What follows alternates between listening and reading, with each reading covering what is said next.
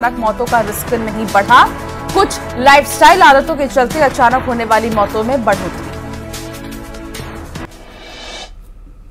और अब खबरें विस्तार से बात करेंगे बिलासपुर की, जहां हिट एंड रन केस में बड़ा एक्शन लिया गया है। एनएसयूआई के प्रदेश सचिव अमीन श्रीवास्तव निलंबित कर दिए गए। दरअसल संगठन ने पूरे मामले को लेकर गंभीरता दिखाई और आपराधिक गतिविधियों में शामिल होने की शिकायत मिली, जिस पर एनएसयूआई के प्रदेश अध्यक्ष नीरज पांडे ने निलंबन का आदेश जारी किया। 4 सदस्यीय टीम हिट एंड रन के मामले की जांच करेगी।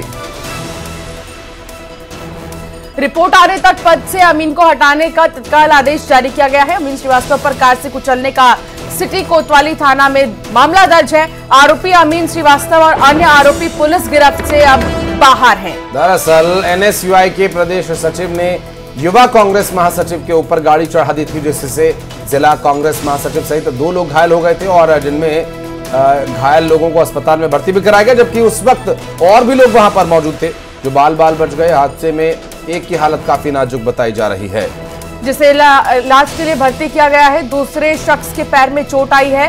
तो जितने भी लोग यहाँ पर कुचले गए थे उन्हें काफी ज्यादा चोटें आई हैं और वो अस्पताल में भर्ती है। फिलहाल लगातार पुलिस जांच में जुटी हुई है, लेकिन इस बीच एनएसयूआई के प्रदेश सचिव ने, प्रदेश अध्यक्ष ने एक आदेश जारी किया है और साथ ही निलंबन का आदेश इसमें जारी किया गया है। 4 सदस्यीय टीम मामले की जांच अब करेगी। हालांकि पुलिस क्या कर रही है ये देखने का विषय होगा। ठीक है, संगठन के स्तर पर ये जो एक्शन लिया गया है अंशिका, इसमें दिखाई दे रहा है कि ठीक है, संगठन के लोगों को इस बात की चिंता है कि पार्टी में और आपराधिक गतिविधियों वाला व्यक्ति ना हो चुनाव का भी समय, तो यहाँ पर ये स्वाभाविक लगता है। लेकिन पुलिस क्या कर रही है ये बड़ा सवाल लगातार बना हुआ है। और इस पूरे मामले में बात करेंगे, हमारे सहयोगी उमेश मौर्य इस वक्त हमारे साथ जुड़ गए हैं। उमेश, संगठन के स्तर पर जांच की टीम बना देना, एक्शन ले लेना एक ठीक है, स्वाभाविक सी प्रतिक्रिया है। कोई एक्शन यहां पर लिया गया या नहीं लिया गया वो पार्टी जवाब देने के लिए ये करती ही है, लेकिन पुलिस क्या कर रही है? लोगों के जान के साथ खिलवाड़ करने वाले लोग कब गिरफ्तार होंगे? पुलिस क्या जवाब दे रही है इस पर? देखिए, ये पूरा मामला कोतवाली थाना क्षेत्र के गोड़पारा का था और इस मामले पर जो अमीन श्रीवास्तव है और उसका जो साथी है उसने इस पूरी घटना को अंजाम दिया था। सड़क पर चलते हुए 2 युवकों को उसने कार से कुचला था और इस पूरे मामले पर जो कोतवाली पुलिस है उसने 294, 323, 506 और 34 की धारा इस पूरे मामले पर दर्ज किया है। लेकिन इस पे कोई गंभीर अपराध जो है वो दर्ज नहीं हुआ है, ऐसा पीड़ितों के परिजनों का आरोप है कि पुलिस कहीं ना कहीं इस कार्रवाई को दिखावे की कार्रवाई बता रहा है। इसके साथ ही जो आरोपी है वो घटना को 2 दिन से अधिक का समय बीत गया है, 48 घंटे का समय से ज्यादा हो चुका है और अब तक पुलिस गिरफ्त से बाहर। तो कहीं ना कहीं पुलिस की अब कार्रवाई पर भी सवाल खड़े होने लगे, क्योंकि ये जो घटना है ये पूरी तरीके से सीसीटीवी में कैद है और नामजद रिपोर्ट दर्ज कराई गई है, उसके बावजूद भी आरोपियों की धरपकड़ नहीं की जा रही है। हालांकि एनएसयूआई के जो संगठन है उसने भले ही प्रदेश अध्यक्ष ने एक निलंबन की कार्रवाई जरूर की है, अमीन श्रीवास्तव को जो सचिव है एनएसयूआई के उनके ऊपर कार्रवाई हुई है, लेकिन पुलिसिया कार्रवाई अब भी नहीं हुई, जिसको लेकर जो परिजन है वो काफी आक्रोशित है और ये आरोप लगा रहे हैं कि कहीं ना कहीं जो राजनीतिक हस्तक्षेप है उसकी वजह से अभी तक के अमीन श्रीवास्तव की गिरफ्तारी नहीं हुई, ना ही उसके ऊपर कोई बड़ा मामला दर्ज किया गया है, ना ही कोई बड़ा धारा लगाया गया है। तो कहीं ना कहीं पुलिस कार्रवाई पर सवाल उठ रहा है। जी बहुत शुक्रिया उमेश जानकारी साझा करने के लिए। और चलिए बढ़ते आगे, रुक करेंगे अगली खबर का। बिलासपुर में एनएसयूआई नेता के हिट एंड रन मामले में पूर्व सीएम रमन सिंह ने सोशल मीडिया पर एक पोस्ट लिखा और कांग्रेस पार्टी पर निशाना साधा। रमन सिंह ने एक्स पर लिखा कि चुनाव खत्म हुए 1 हफ्ता भी नहीं हुआ, कांग्रेसी गुंडे लोगों को गाड़ी से रौंदने लगे हैं। ये भयावह वीडियो देखकर आहत हूं, घायलों के शीघ्र स्वास्थ्य लाभ की कामना करता हूं। बिलासपुर के मेरे भाइयों बहनों, आप डरना मत, 3 दिसंबर के बाद हम मिलकर गुंडागर्दी खत्म कर देंगे। पूर्व सीएम रमन सिंह का micro blogging site social media x पर यह पोस्ट आया और इस पोस्ट के माध्यम से उन्होंने कांग्रेस पार्टी पर तो निशाना साधा ही, साथ ही दावा किया सरकार बनने का भी। चुनाव खत्म हुए अभी 1 हफ्ता भी नहीं हुआ और कांग्रेसी गुंडे लोगों को गाड़ियों से रौंदने लगे, ऐसा आरोप उन्होंने लगाया है। और साथ ही उन्होंने ये भी कहा कि ये वीडियो देखकर काफी आहत हूं, घायलों के स्वास्थ्य लाभ की भी कामना उन्होंने सोशल मीडिया ये platform micro blogging site x पर की है और इस पूरे मामले को लेकर अब राजनीतिक बयानबाजियों का दौर भी शुरू हो चुका है।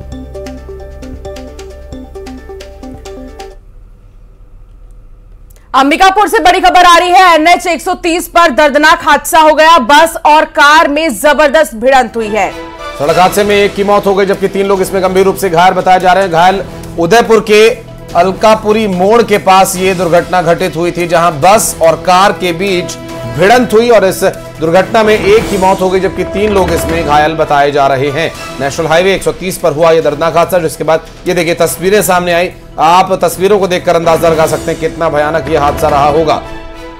बिल्कुल, और सड़क हादसे में एक की मौत हो गई है, 3 लोग घायल हैं। इसमें लगातार जांच जारी है। दूसरी तरफ उदयपुर के अलकापुरी मोड़ के पास की घटना है और देखिए किस तरीके से गाड़ी बुरी तरह क्षतिग्रस्त है। दर्दनाक हादसा NH 130 पर बस और कार की भिड़ंत, जिसके बाद कार के परखच्चे उड़ गए हैं। हालांकि इस पूरे हादसे में मौत भी हुई है एक की। कार और बस के भिड़ंत में बस की भी तस्वीर आपको दिखा रहे हैं। बस पलट चुकी है और आगे से बस क्षतिग्रस्त है बुरी तरीके से। हालांकि कई लोग इसमें सवार भी थे, लेकिन जो घायल है उन्हें अस्पताल में भर्ती किया गया है। अंबिकापुर का ये पूरा मामला बताया जा रहा है और वो भी NH 130 का। श्रवण हमारे संवाददाता साथ जुड़ गए हैं। श्रवण, क्या जानकारी मिल रही है, कैसे ये भिड़ंत हुई?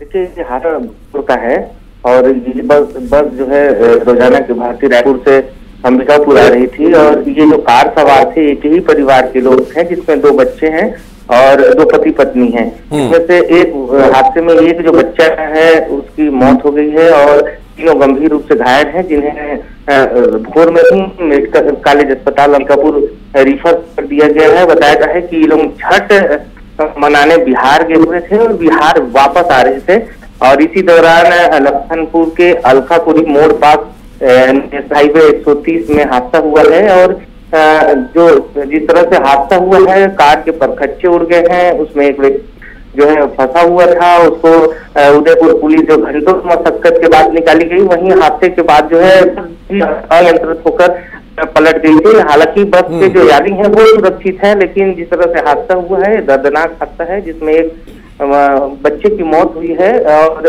3 गंभीर से घायल। बिल्कुल, सड़क दुर्घटना का ये गंभीर मामला और ये संदेश देता है कि सड़क पर हमें सतर्कता के साथ, सावधानी के साथ चलना होगा ताकि हम अपनी और अपनों की जिंदगी को बचा सकें।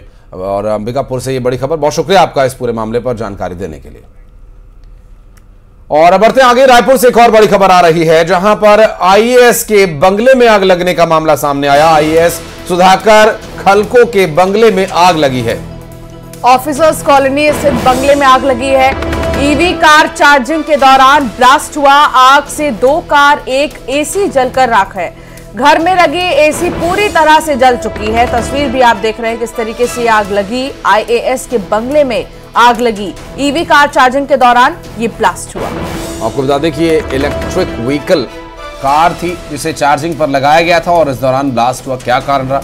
क्या कार में कोई मैन्युफैक्चरिंग डिफॉल्ट था ये, या कुछ और कारण था? दमकल विभाग ने आग पर काबू पाया। गंज थाना इलाके का ये पूरा मामला बताया जा रहा है। बिलासपुर रेलवे स्टेशन में फुटओवर ब्रिज का निर्माण अधूरा होने पर बिलासपुर हाईकोर्ट ने स्वतः संज्ञान लिया है। ओवरब्रिज अधूरा होने की वजह से स्कूली बच्चों को पटरियों के बीच से होकर के स्कूल जाना पड़ता है और इस बात की खबर मीडिया में आने के बाद कोर्ट ने जनहित याचिका के रूप में इसे स्वीकार किया और चीफ जस्टिस की डिवीजन बेंच ने रेलवे से 48 घंटे के भीतर इस पर जवाब मांगा है। दरअसल बच्चों की जोखिम लेकर पटरी पार करते हुए फोटो और न्यूज मीडिया में खबरें चली थी, जिसे चीफ जस्टिस रमेश सिन्हा ने गंभीरता से लेते हुए स्वयं संज्ञान लिया है और मामले को जनहित याचिका के रूप में स्वीकार कर इस पर आज ही सुनवाई की। रेलवे की ओर से केंद्र सरकार के अतिरिक्त सॉलिसिटर जनरल रमाकांत मिश्रा उपस्थित हुए और उनके चीफ जस्टिस ने पूछा कि रेलवे ऑफिसर्स क्या कर रहे हैं, उन्हें ये पता है कि नहीं, ये कौन सा काम अधिक जरूरी है और इस तरह से हजारों बच्चों की जिंदगियों को रेल की पटरी के भरोसे पर छोड़ना बेहद शर्मनाक। हाईकोर्ट ने केंद्र शासन और रेलवे से साफ पूछा कि आप इस ओवरब्रिज का क्या करेंगे और कैसे पूरा करेंगे। इस सब की पूरी विस्तृत जानकारी 48 घंटे के भीतर कोर्ट में प्रस्तुत करें। तो कल इस पूरे मामले में जब सुनवाई हुई बीते कल, तो इसके लिए 48 घंटे का वक्त दिया गया है कि रिपोर्ट तैयार कर बताएं कि आखिर कैसे इस फुटओवर ब्रिज का निर्माण करेंगे, क्या करेंगे और पटरियों को पार कर जो बच्चे हैं वो स्कूल जाते हैं अपनी जिंदगी को दांव पर लगाकर, और कब तक इस ब्रिज का निर्माण किया जाएगा।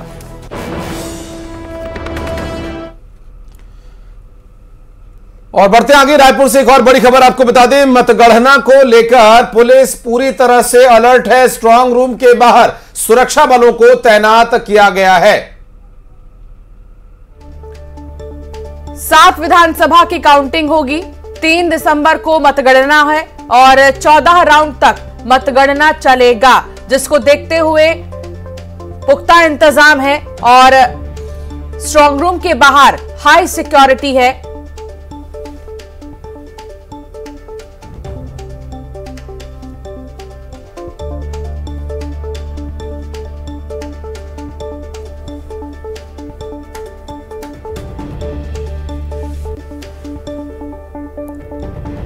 दिसंबर को विधानसभा चुनाव की काउंटिंग होना है। सेजबहार इंजीनियरिंग कॉलेज में ये काउंटिंग होनी है। उसके लिए पुलिस ने पर्याप्त व्यवस्था लगा के रखी हुई है। उसमें राजपत्रित अधिकारी भी रहेंगे और पर्याप्त संख्या में वहाँ पर बल लगाया जाएगा। सभी जो भी इंटाइटेड लोग हैं जिनको इलेक्शन कमीशन से अनुमति होगी वही अंदर जा पाएंगे, और उसके लिए भी पूरी प्रक्रिया हम लोगों ने निर्धारित कर ली है। बहुत सारी चीज़ें, वस्तुएं जो है वो प्रोहिबिटेड होंगी, उसकी लिस्टिंग हम लोगों ने कर ली है। तो इस प्रकार से एक सुरक्षित माहौल में वहाँ पर मतगणना का कार्य संपन्न कराया जाएगा।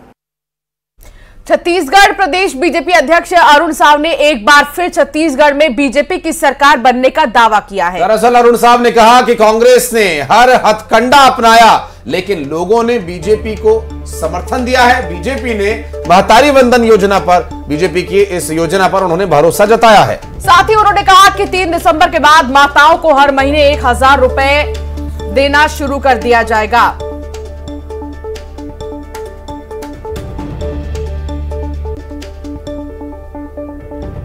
हमारे साथ मौजूद है भाजपा के प्रदेश अध्यक्ष अरुण साव जी। अरुण साव जी, आप लगातार दावा कर रहे हैं सरकार बन रही है, क्या कुछ सर्वे रिपोर्ट आया है, कितने आश्वस्त लग रहे हैं? देखिए, मैं लगातार प्रदेश भर में घूम रहा हूं। लगातार मैंने घुमा है, जनता के बीच जाना, कार्यकर्ताओं से संवाद करना, और 5 सालों में कांग्रेस की सरकार ने जो काम किया है, क्या काम किया है? वादा खिलाफी किया है। प्रदेश को भ्रष्टाचार का गढ़ बना दिया, अपराध का गढ़ बना दिया, नशे का गढ़ बना दिया, धर्मांतरण का गढ़ बना दिया, माफियाओं का गढ़ बना दिया, विकास को पूरी तरह से अवरुद्ध कर दिया। जनता में इसे लेकर बड़ा आक्रोश, नाराजगी, हर वर्ग को ठगा और धोखा दिया। जनता कुशासन और भ्रष्टाचार से मुक्ति चाहती थी और उसी के लिए उन्होंने मतदान किया है। 3 दिसंबर को छत्तीसगढ़ को कुशासन और भ्रष्टाचार से मुक्ति मिलने वाली है। छत्तीसगढ़ में नया सवेरा होने वाला है, कमल खिलने वाला है। छत्तीसगढ़ खुशहाली और तरक्की की ओर आगे बढ़ने वाला है। आप शराब की बात कर रहे हैं, धर्मांतरण की बात कर रहे हैं, लेकिन चुनाव आते आते कहीं न कहीं वो मुद्दा गुम होता दिखा इलेक्शन के दौरान, क्या लगता है? देखिए, जनता के बीच में ये सारे विषय रहे हैं। शराबबंदी का वादा किया था कांग्रेस ने, माताओं बहनों के वोट लिए थे, पर 5 साल में पलटू राम हो गए, पलट दिया, कोई वादा पूरा नहीं किया, और इसलिए जनता वादा खिलाफी करने वालों को सबक सिखाने के लिए तैयार बैठी है।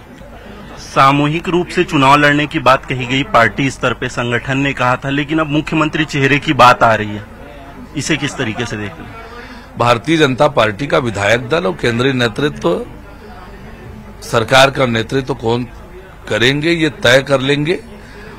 अभी तो 3 दिसंबर को मतगणना होगी और छत्तीसगढ़ में कमल खिलेगा, भारतीय जनता पार्टी की सरकार बनेगी, छत्तीसगढ़ खुशहाली और तरक्की की ओर आगे बढ़ने वाला है। तो ये थे प्रदेश अध्यक्ष अरुण साव, जिन्होंने दावा किया है कि छत्तीसगढ़ में इस बार भाजपा की सरकार बन रही है। कैमरामैन राजेंद्र सिंह के साथ आकाश शुक्ला, न्यूज 18 रायपुर। चलिए बढ़ते हैं आगे। कोंडा गांव में मतदान के बाद प्रत्याशियों की किस्मत ईवीएम मशीन के अंदर और उसके बाद स्ट्रांग रूम में कैद हो गई है। स्ट्रांग रूम की सुरक्षा के लिए पुलिस के साथ ही सीआरपीएफ की भी तैनाती की गई है। कलेक्टर ने कहा कि स्ट्रांग रूम में ईवीएम को सुरक्षित रखा गया है। राजनीतिक पार्टियों से जुड़े पासधारियों को पहले दरवाजे के पास लगे सीसीटीवी के स्क्रीन तक जाने की अनुमति है।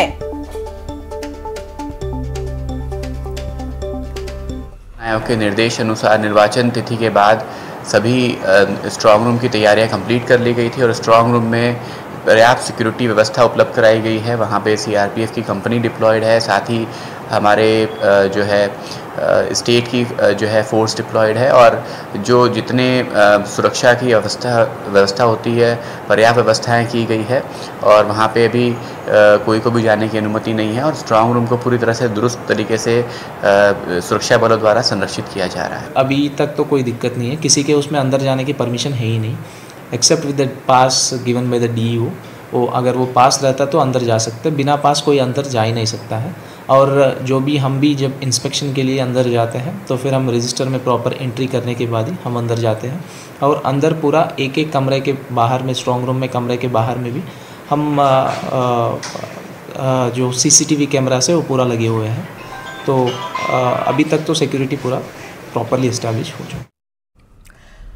राजनांदगांव से खबर, निजी अस्पतालों की मनमानी लगातार जारी है। मरीज से 67,000 रुपए वसूले। दरअसल आयुष्मान कार्ड से इलाज के बाद भी पैसे वसूले गए। अस्पताल का योजना पंजीयन 3 महीने के लिए निलंबित कर दिया गया है। संजीवनी अस्पताल का यह पूरा मामला।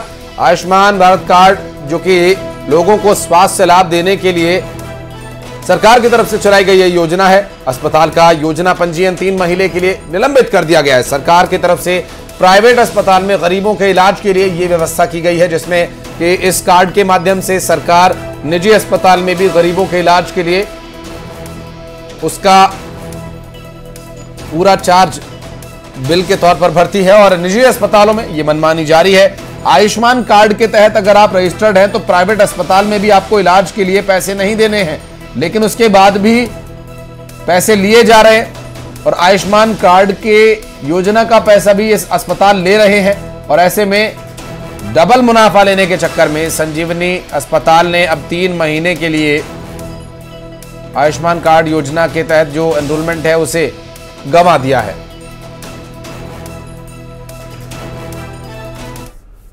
और खबरों का सिलसिला आगे भी जारी रहेगा। वक्त एक छोटे से ब्रेक का है, आप बने रहिए हमारे साथ।